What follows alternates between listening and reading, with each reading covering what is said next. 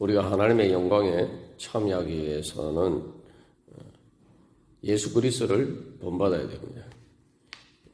그래서 우리가 주님을 닮지 않은 우리의 옛자를 버리고 예수 그리스도를 닮은 새 생명 가운데서 우리가 행하는 것이 바로 회개고, 그것이 또한 회개를 통해서 하나님 나라를 이루어가는 것입니다.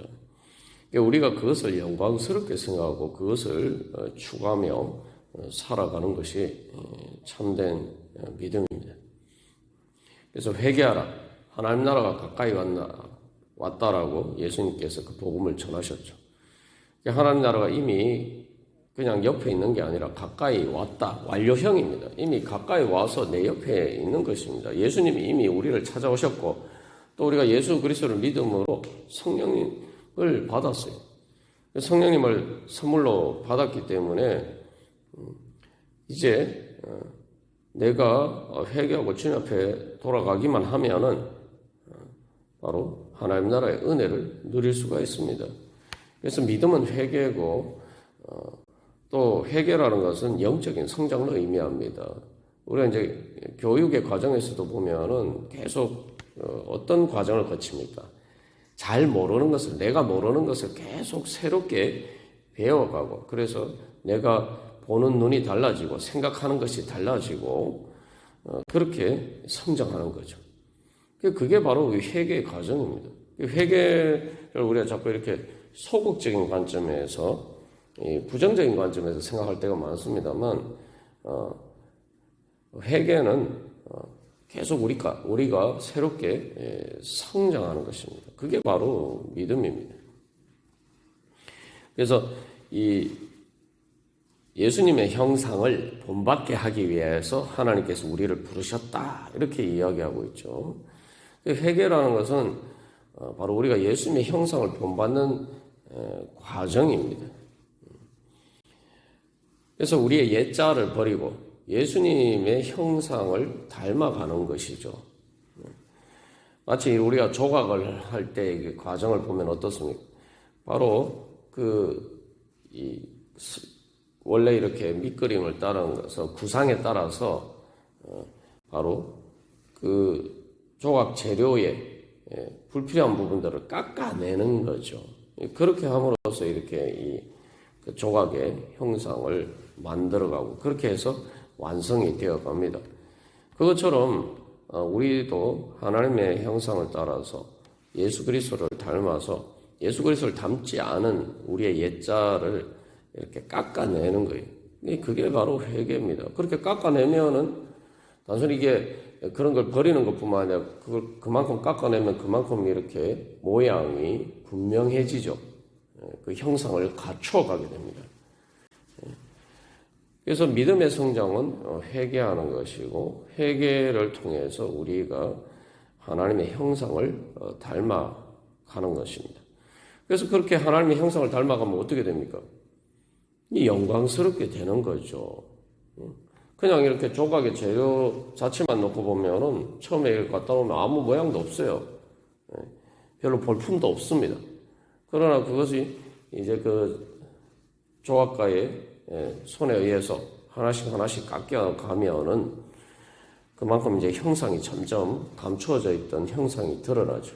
조각가가 구상하는 그 멋진 그런 예술 작품으로 탈바꿈하게 됩니다. 그게 바로 성경이 말하는 새 생명이에요. 그래서 그렇게 이 조각을 하는 만큼 그렇게 이제 모양이 점점 선명하게 드러나게면은 그만큼 아름답게 되죠. 그럼 아름답게 된다는 거 뭡니까? 그만큼 영광스럽게 되는 거예요. 그래서 멋진 조각 작품이 되면은 오늘날 그러하듯이 많은 사람들이 그것을 귀한 예술 작품으로 그렇게 말 그대로 귀하게 가치를 있는 것으로 그렇게 평가를 받게 되죠. 그게 영광스럽게 되는 것입니다. 그래서 우리가 예수님의 형상을 닮아가는 것, 그 예수님을 닮아가는 것이 내가 영광스럽게 되는 것이다. 그래서 내 안에 예수님을 닮지 않은 부분들을 마치 이렇게 그 조각하듯이 그렇게 주님께 맡기고 그런 부분들을 깎아내야 돼요. 근데 하나님께서 성령을 통해서 우리를 그렇게 다듬어 주시는데, 그렇게 다듬어 주실 때 우리가 할 일은 우리 자신을 그렇게 주님께서 다듬어 주시도록 우리 자신을 내어 맡기는 것이 우리가 할 일입니다. 그게 바로 믿음이에요. 그러니까 내가 어떻게 뭐 그렇게 다 깎아낼 수가 있겠습니까? 그러나 우리가 주님께 우리 자신을 드리면은 주님께서 우리 자신을 그렇게 다듬어 주시죠. 주님께서 다듬어 주시도록 그렇게 우리 자신을 맡기는 것이 그래서 믿음입니다. 마치 어린아이들이 뭐 스스로 자기 씻지도 못하고 단장도 못하고 그렇지 않습니까? 옷도 뭐 제대로 못 입고 그렇습니다. 그러나 중요한 것은 그 부모가 그렇게 해줄 때에 순하게 그렇게 맡기고 따르면 되는 거예요. 그게 바로 우리의 믿음입니다. 근데 실제로 아이를 키우다 보면은 그렇지 못할 때가 많습니다. 고집을 부리고 부모가 뭐 사실은 뭐 씻겨주고 또 좋은 옷으로 갈아입혀주고 그렇게 해주면은 뭐 자기에게 좋은 것 아닙니까? 아이가 그만큼 예쁘고 멋있게 보이고 그런 것인데, 근데 그걸 고지고대로 따르지 않을 때가 않고 고집을 부릴 때가 많다 이 말이죠. 우리가 그것이 우리가 주님께 불순종하는 것입니다. 그래서 뭐 우리 어른이 보기에는 당연히 뭐 부모가 씻겨주는 대로 가만히 그래서 그러면 깨끗하게 되고 또 좋은 옷을 또 갈아입혀 주는 대로 하면은 또 좋은 옷을 입고 즐겁고 좋은 곳에 가게 되는데 갈 수 있는데 아니 그것을 왜 안 하려고 고집을 부리냐? 어른 관점에서 보면은 이제 이해가 안 되죠. 그냥 아이들이니까 잘 모르니까 그렇다 우리가 생각하고 넘어가는데 우리가 하나님 앞에서 그럴 때가 많다는 것이죠. 그래서 우리가 불순종하는 겁니다. 그래서 우리 자신 또 이렇게 그 주님께 내어 맡겨드는 것을 보면은 우리가 또 어른이 되어도 우리가 할 수 없는 일들이 많아요. 그래서 뭐 예를 들면 내가 뭐 아프게 되어서 이제 수술을 받아야 된다. 뭐 수술을 내가 할 수 있습니까? 그럼 우리가 어떻게 합니까? 수술 받을 때 동의서 쓰고 그다음에 우리 자신을 그 의사 선생님을 믿고 맡기는 거 아닙니까? 마취하고 그래서 그 의사가 마음대로 이렇게 수술을 할 수 있도록 내가 막 통증이 있어서 막 몸부림치고 그렇게 하면 수술 제대로 못 하잖아요. 그러니까 마취하는 거 아닙니까? 단순히 뭐 우리의 통증을 느끼는 것도 문제지만 내가 통증이 있고 아프면은 내가 가만히 있을 수가 없잖아요. 그러면은 막 몸부림치게 되면은 뭐 의사가 수술을 제대로 할 수 없죠. 더군다나 이 정밀한 수술을 해야 되는데 그렇게 되면은 제대로 하지 못하고 잘못하면은 그래서 수술하다가도 뭐 사실 뭐 마취를 해도 뭐 의사가 수술하다가도 까딱 잘못하면은 뭐 다른 혈관을 만져서 이렇게 터진다든지 뭐 그런 문제들도 발생할 수가 있단 말이죠. 그러니까 그래서 우리가 마취를 하고 완전히 그 의사 선생님께 우리가 우리 이제 몸을 맡기는 거죠. 그러니까 우리가 주님께 그렇게 우리 자신을 맡겨드리는 것이 믿음이고 그것이 바로 순종입니다. 그러면 주님께서 우리를 다듬어 주시는 거죠. 그러니까 우리의 문제는 주님께서 우리를 다듬어 주시지 않는 게 문제가 아니라 인도해 주시지 않는 것이 문제가 아니라 우리가 그 주님께 우리 자신을 맡기고 그렇게 주님을 따라가지 않기 때문입니다. 그렇게 맡기고 그래서 주님께서 나를 다듬어 주시도록 내 이렇게 또 상처와 죄와 또 여러 가지 흠이나 티 이런 것들을 제거할 수 있도록 주님께 우리 자신을 맡겨드리는 거죠. 그게 바로 믿음이고 또 그것이 바로 또한 순종입니다. 그래서 로마서 6장 말씀에서도 너희 지체를 하나님께 드리라. 죽은 자 가운데서 다시 살아나는 자같이 하나님께 드리라 라고 이야기하죠. 그래서 결국 우리가 선택해야 되면 제 몸으로 살아갈 것이냐 아니면은 예수 그리스도의 형상을 닮아갈 것이냐. 우리가 주님 앞에서 결단하고 우리 자신을 회개하면서 주님 앞에 드려야 됩니다. 그래서 여기서 우리가 결국 영광스럽게 된다. 내가 예수님을 닮아가는 것이 영광스럽게 되는 것이다. 정말 그렇게 믿느냐? 우리 자신의 믿음을 점검해 봐야 됩니다. 우리가 당연히 그렇게 생각한다고 하지만 우리가 세상 영광만을 추구하면서 살면은 우리는 참된 영광이 뭔지를 알지 못하는 거죠. 그리고 하나님의 영광을 따라서 우리가 살아갈 수가 없습니다. 그래서 진짜 내가 영광스럽게 생각하는 것을 내가 따르고 순종하게 되어 있습니다. 그래서 그 영광스럽게 생각한다는 거, 이미 영광스럽게 생각한다는 것은 뭡니까? 그걸 가치를 두는 거예요. 그리고 내가 그것을 가치를 두면은 내가 그것을 좋아하고 즐거워하고 기뻐하고 사랑하고 그래서 내가 그것을 소망하고 사랑하면서 추구하게 되어 있습니다. 그걸 내 것으로 만들려고 하는 마음이 생기는 거죠. 그게 바로 영광이에요. 그렇게 되는 것은 무엇을 의미합니까? 그 영광은 실제로 나에게 힘과 영향력을 미치는 거예요. 그 영광은 그래서 다른 말로 하면은 힘입니다. 힘. 그래서 보통 이제 세상 영광이라는 것도 뭡니까? 힘이 있어야지 영광스러운 것이죠.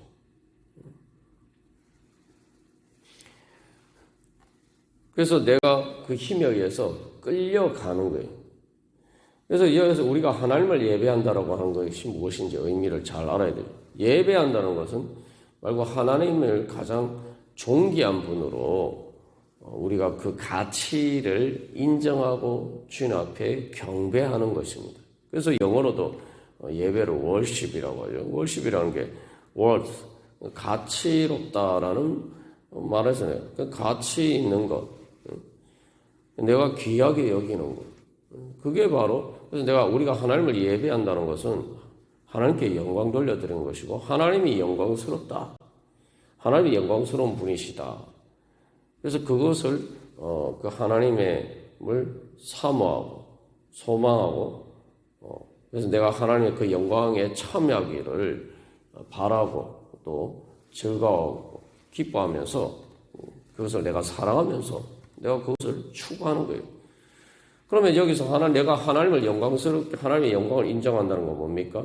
하나님의 그 힘이 나에게 영향력을 미치는 거예요. 내가 그 하나님의 힘을 따라가는 겁니다. 그래서 사랑을 우리가 보통 다른 표현으로 뭐라고 합니까? 이 마음이 끌린다라고 하죠. 마음이 끌려야 돼요. 내가 마음이 끌린다는 건 뭡니까? 어떤 식으로 나타납니까? 즐거움과 기쁨으로 나타나요. 그리고 그 마음의 즐거움과 기쁨은 내가 그것을 갈망하고 그래서 실제로 내 몸으로 그것을 따라가게 되어 있습니다. 끌리니까 따라가는 거예요. 그게 사랑 아닙니까? 그래서 사랑하는 걸 쫓아다닌다 이런 표현을 쓰기도 하죠. 그 다른 말로 하면 우리가 예수님을 따라가는 게 그런 것이죠. 이런 의미에서 우리가 진짜 하나님의 영광을 인정하느냐? 내가 진짜 하나님의 영광을 추구하고 내가 따라가느냐? 우리 믿음을 점검해 봐야 돼요. 당연히 우리가 예배하니까 내가 그렇다 이렇게 생각하는데 진짜 그러면은 내가 하나님의 영광을 그렇게 인정하면은 내가 그것이 마음이 즐겁고 기쁘고 마음에 소망이 생기고 그것을 향한 갈망이 생기고 그 영광에 참여하고자 하는 갈망에서 그것을 사랑하면서 그걸 추구해야 돼요. 말 그대로 그게 마음이 끌려야 돼요. 마음이 끌려서 즐겁고 기쁜 마음이 있고, 그래서 내가 그것을 따라가야 됩니다. 뭐 요즘도 보면은 사람들이 뭐 좋은 물건을 사기 위해서는 뭐 어떤 또 뭐 맛집이나 뭐 또 이렇게 그럴 때 사람들이 어떻게 합니까? 뭐 우리 흔히 말하는 오픈런이라고 하죠. 그 가게 문이 열리기도 전에 줄을 서서 심지어 뭐 몇 시간씩 대기하고 있다가 대기하기도 하죠. 그게 바로 끌리는 그런 것이고, 그게 바로 영광을 인정하는 겁니다. 그러니까 우리가 하나님 앞에 하나님의 영광을 인정하면 그렇게 보여야 돼요. 그렇게 드러나야 됩니다. 내가 그렇지 않으면은 하나님의 영광을 인정하지 않는 겁니다. 우리가 여기서 진짜 그래서 내가 진짜 믿는지 안 믿는지를 자꾸 점검해 봐야 돼요. 머릿속으로 막연하게 그렇게 생각하는 걸 자꾸 믿음이라고 착각하는데, 뭐 우리가 돈에 대해서 나눈 것도 그렇지 않습니까? 돈이라는 게 종이 조각에 불과한 것인데, 한국은행이 보증을 하니까, 한국은행이 보증하기 때문에 한국은행이 그것을 돈이라고 인정해 주니까, 말 그대로 한국은행의 보증을 믿고, 대한민국 국가가 보증하는 것을 믿고, 그러니까 사람들이 그것을 진짜 눈에 보이는 물질처럼 생각하죠. 여기 중요한 것은 그게 그 돈이라는 게 사실은 믿음인데, 그것을 그 보증을 믿으니까 사람들이 어떻게 생각합니까? 그 돈을 실제로 금덩어리를 가진 것처럼, 현물을 가진 것처럼, 그것과 전혀 차이가 없는 것처럼 사람들이 그렇게 생각하잖아요. 실제로 그렇게 보이고, 믿으면 실제로 그렇게 보인단 말이죠. 돈이 실제로 그렇게 보이는 거예요. 진짜 금덩어리가 있는 것처럼 그렇게 실제 금덩어리하고 똑같이 보여요. 사람들이 그래서 그 돈을 진짜 그런 가치가 있는 것을 생각하고 그렇게 통용을 하잖아요. 믿기 때문입니다. 그러니까 안 믿으면은 그렇게 되지 않는 거죠. 여기서도 그래서 우리가 왜 제가 이런 예를 들면 앞에서 우리가 여러 가지 예를 들었는데, 그 뻔한 거 아니냐. 여러분 상식적으로 생각하면 뻔한 거죠. 논리적으로 생각하면 뻔한 거예요. 뻔한 건데 우리가 진짜 하나님에 대해서 그런 믿음을 가지고 있느냐 말이죠. 우리가 이걸 알아야 돼. 이걸 깨달아야지. 아이고, 내가 믿음이 없었구나. 아이고, 내가 그래서 은혜를 못 받았구나. 이걸 알아야 돼. 그래야 회개가 되는 거예요. 내가 믿지 않으면서 자꾸 믿는다고 생각하니까 회개가 안 되는 거예요. 베드로가 자기가 예수님을 믿는다고 했는데, 죽기까지 따르겠다고 했는데, 생각으로는 그렇게 했죠. 자기 마음도 실제로 그랬을 거예요. 그러나 막상 현실적으로 그렇게 육신의 죽음의 위협이 닥쳤을 때에 자기의 진짜 마음이 드러난 거죠. 그러니까 여기서 우리가 진짜 믿는다는 것은 무엇이 진리를 믿어야 돼요. 진리를 믿는다는 것은 무엇이 현실이냐를 믿는 거예요. 뭐가 진짜로 현실이냐. 여기 현실이라고 할 때는 우리가 여기서도 종종 이제 착각하는 것은 세상이 워낙 거짓으로 가득하다 보니까, 그리고 거짓으로 마치 무슨 이익을 얻고, 그러니까 실제로 거짓으로 어떤 현실적인 것을 사람들이 얻을 때가 많단 말이죠. 뭐 권력이나 뭐 돈이나 뭐 심지어 우리가 그렇잖아요. 사기를 쳐서 실제로 돈을 엄청난 돈을 이익을 거두고 그런 일들이 뭐 종종 뉴스에서 나오잖아요. 그러니까 우리가 자꾸 어떤 식으로 착각하냐면은 진리가 현실이라는 사실을 잊어버리고 살 때가 많습니다. 사기를 쳐서도 내가 돈을 얻을 수 있단 말이죠. 그러다 보니까 우리가 진리가 현실이라는 사실을 알지 못하고 마치 거짓으로도 죄로도 통해서도 어떤 현실적인 효과들을 거둘 수 있는 것처럼 생각돼요. 그래서 현실이라고 생각하는 것은 그냥 단순히 그게 진실이다 이걸만을 생각하는데,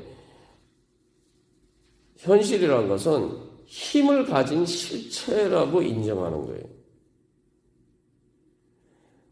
그냥 뭐 있는 그대로가 진리가 아니라 그게 실질적으로 효력을 미치는 힘을 가진 것이다라고 믿는 게 그게 진리를 믿는 겁니다.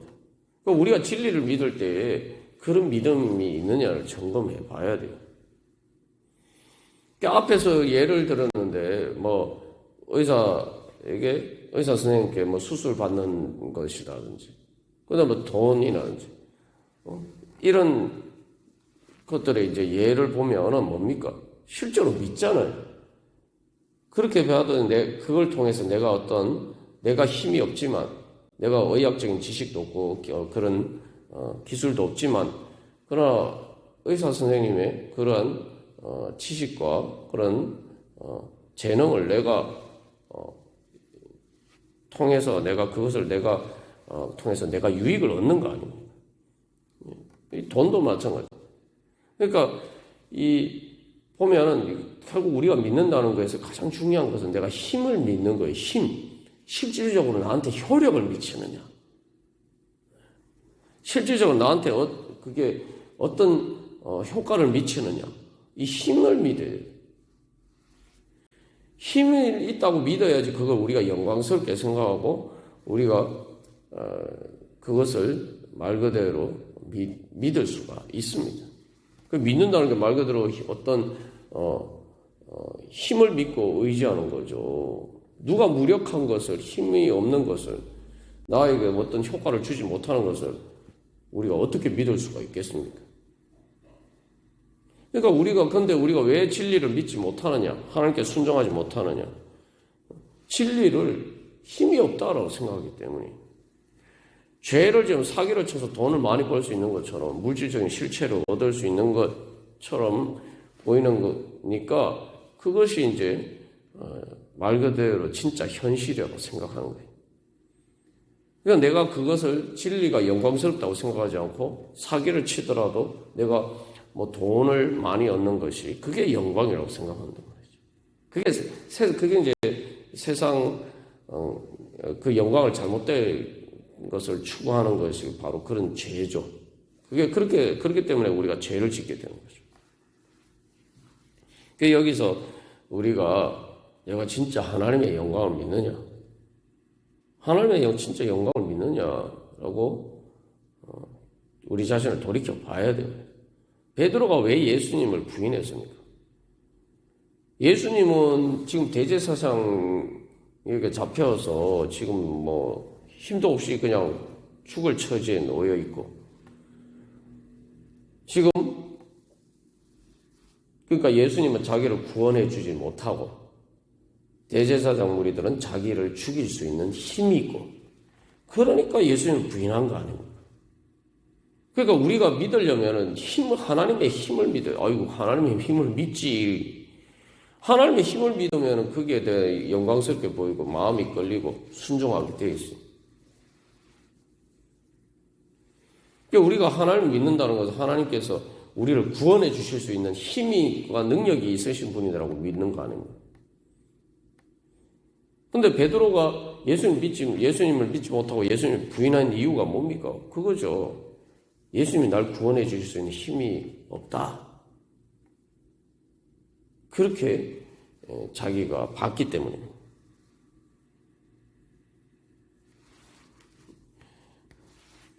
여기서 우리가 우리 자신에게 다시 한번 자문해 봐야 됩니다. 진짜 하나님은 나를 구원해 주실 수 있는 힘이 있으신 분인가?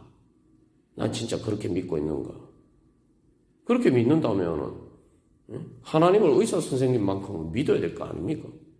우리가 뭐 성경에서 자기를 부인하고 예수님을 따르고 오늘 말씀에서도 내가 예수님 죄를 따르지 않고 예수님과 뭘 따르고 예수님을 본받고 이거 다 어렵다 이렇게 생각하는데 그래서 우리를 불의의 무기로 죄에게 내주지 말고 오직 살아난 같이 죽은 자 가운데서 다시 살아난 자같이 하나님께 드리며 너희 지체를 의의 무기로 하나님께 드리라 이렇게 이야기를 하잖아요. 그런데 14절 말씀에서 뭐라고 한 거예요? 제가 너희를 주장하지 못하느니 이는 너희가 법 아래 있지 아니고 은혜 아래 있습니다. 여기서도 보면 주장한다고 해요. 힘을 얘기해요. 힘. 하나님의 은혜의 힘을 믿는 거예요. 어떤 힘입니까? 너희 자신을 죽은 자 가운데서 다시 살아나는 자같이 우리를 부활시켜 주시는 하나님의 힘을 믿기 때문에 하나님께 드리는 거예요. 아니 뭐 의사 선생님 나한테 수술 그 유명한 명의가 있는데 그 오래 대기를 해야 되는데 내가 다 근데 사람들이 그런 명의한테 수술 받으려고 그렇게 다 기다리고 있지 않습니까? 말 그대로 수술이라는 것이 만약 의사가 심지어 내 폐부까지 내 속까지 다 마음대로 이렇게 심지어 내 배를 칼로 갈라서 내 속을 마음대로 할 수 있도록 맡기는 것인데 그 의사 선생님한테는 당연히 그렇게 맡겨드리는 수 있는데 내가 하나님께 왜 못 맡겨드리는 겁니까? 하나님 날 구원해 주시고 날 살려주시는 분인데 의사가 고치지 못하는 것도 하나님 고쳐주실 수 있는 분인데 죽을 사망의 권세에 의해서 죽을 나를 살려주시는 분인데 도대체 하나님께 왜 내 자신을 그렇게 못 맡겨드리는 거야? 그게 왜 그렇게 어려운 일입니까? 우리가 안 믿기 때문이에요. 안 믿으면서 자꾸 믿는다고 착각하면 안 되는 겁니다. 제가 이게 설교 말씀드리다 여러 가지 이제 예를 드는 이유가 그거예요. 제가 예를 들어서 이렇게 쭉 하니까 여러분, 논리적으로 만약에 우리가 하나님을 진짜 믿는다면은 그게 딱 맞는 이야기 아닙니까? 논리적으로 뭐 하나도 틀린 얘기가 없잖아요. 그래서 그냥 목사님 너무 뻔한 얘기를 당연한 이야기를 한다 이렇게 생각하실 수 있는데 우리가 그렇게 당연한데 왜 우리가 그렇게 당연하게 주님을 향한 믿음과 소망과 사랑이 넘치고 그렇게 회개하고 내가 주님을 향한 열망을 가지고 그렇게 주님께 우리 자신을 드리고 믿고 순종하고 즐겁고 기쁘게 순종하는 마음이 왜 없습니까? 그게 당연한데 왜 그런 마음이 없는 거예요? 우리가 그거를 깨달아 알아야 됩니다. 하나님께서 이 말씀을 통해서 계속 우리에게 그 말씀을 하시는 거예요. 내가 안 믿으면서 자꾸 믿는다고 착각하는 그 착각을 버리고 내가 뭘 안 믿는지 나의 불신을 깨달아 알고 불신을 회개하라고 주님께서 우리에게 말씀하시는 겁니다. 계속 드러났잖아요. 우리가 의사 선생님만큼도 안 믿는구나. 예수님은 그렇게 예수님 보고 하나님 주님 하면서 하나님 하면서도 하나님이 나를 육신의 죽음에서도 구원해 주시고 우주의 종말에서도 나를 구원해 주신다고 믿으면서도 그렇게 다 우리가 믿잖아요. 그렇게 믿으면서도 실제로는 내 병을 고쳐주는 의사 선생님만큼도 아무도 안 믿는다는 거예요. 그러니까 하나님의 은혜를 못 받는 겁니다. 그리고 한국은행만큼도 안 믿어요. 하나님 나라의 백성이라고 하면서 하나님 나라를 대한민국만큼도 안 믿어요. 우리가 진짜 그렇게 믿는다면 하나님 나라의 영광을 위해서 세상 사람들이 돈의 영광을 보고 막 그게 영광, 그걸 추구하면서 막 정말 우리가 흔히 말하는 영끌이라고 하죠. 영끌. 예? 돈을 얻기 위해서 또 물질적인 이익을 얻기 위해서 영혼까지 끌어다가 그렇게 집을 산다. 그런 오죽했으면 그런 이야기가 있겠습니다. 그런데 우리는 하나님의 영광을 위해서 영끌을 합니까? 하나님 나라의 영광을 위해서 영끌을 합니까? 안 하잖아요. 솔직히 말해서. 예. 그러니까 그래서 내가 진짜 믿는다고 하는데 믿지 않으면서 믿는다고 내가 착각하고 내 자신을 속이고 살았구나. 사탄의 거짓에 속아서 우리가 그렇게 살았구나. 그래서 우리가 주님 앞에서 그걸 깨달아 알고 회개하고. 그래서 주님, 제가 얼마나 눈이 어두우면 제 안에 그런 믿음이 없습니다. 주님의 영광이 세상 영광처럼 영광스럽게 보이지 않습니다. 우리 솔직하게 인정을 해야 돼요. 그래서 하나님 앞에 정직해야 돼요. 하나님 영광과 하나님 나라의 영광이 세상 영광처럼 영광스럽게 보이지 않습니다. 제가 도대체 눈이 얼마나 어두우면은 이렇습니다. 주여, 이 어리석음을 용서하여 주시고 믿음의 눈을 뜨게 하여 주시옵소서. 그렇게 회개하면서 주님 앞에 나가는 거예요. 그래서 주님, 제가 믿음의 눈을 떠서 주님의 영광을 보게 하여 주시옵소서. 하나님의 영광이 세상 영광처럼 그렇게 영광스럽게 보여야 되는데 주님, 제 마음에 그렇게 보이지 않습니다. 그래서 그것이 그렇게 즐겁고 기쁘고 그래서 그것을 내가 추구하는 그런 믿음과 소망과 사랑이 없습니다.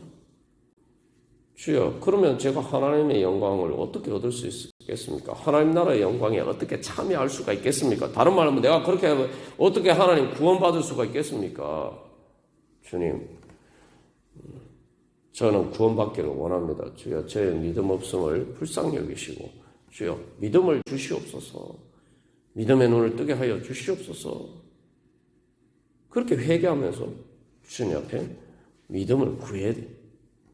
그래서 내가 즐겁고 기쁘고 내가 그 하나님의 영광이 진짜 세상 영광처럼 그렇게 내 마음에 실제로 그렇게 보이지 않지만 그것을 믿고 그것을 구하고 그것을 그 영광을 보기를 소망하면서 또한 내가 그 영광을 따라서 믿고 순종하는 거예요. 주님 따라가는 거예요. 그러면은 그 믿음을 통해서 우리가 주님 따라가면은 우리의 눈이 떠여지게 돼 있습니다.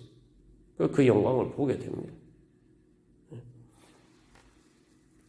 그래서 우리가 다시 한번 우리 자신의 그 하나님의 영광이 영광스럽게 보이지 않는 그런 우리 자신을 회개하면서 우리가 오늘도 그 주님의 영광, 하나님의 영광에 참여하기를 소망하면서 주여, 우리를 눈을 뜨게 하여 주시옵소서.